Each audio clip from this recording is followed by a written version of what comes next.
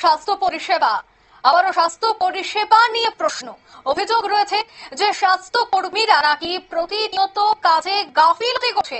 আর এই বিষয়ে এবার রোগী সহ রোগীর আত্মীয় পরিজনকে চরম ভোগান্তির শিকার হতে হচ্ছে। জানা গেছে যে এই ঘটনাটি ঘটেছে বিশালগড়ে সড়ক দুর্ঘটনা। আর সেই সড়ক দুর্ঘটনায় কিন্তু একজন রোগীকে হাসপাতালে নিয়ে আসা হয়, কিন্তু সেই হাসপাতালে স্বাস্থ্য কর্মীরা সঠিক সময়ে উপস্থিত হচ্ছেন না বলে অভিযোগ।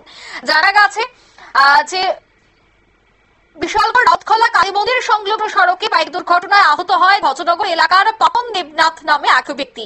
পরবর্তী সময়ে ওই খবর আসে অগ্নিনির্বাপক দপ্তরের কর্মীদের কাছে। দপ্তরের কর্মীরা দ্রুত ছুটে গিয়ে রক্তাক্ত অবস্থায় ব্যক্তিকে উদ্ধার করে মহকুমা হাসপাতালে নিয়ে আসে।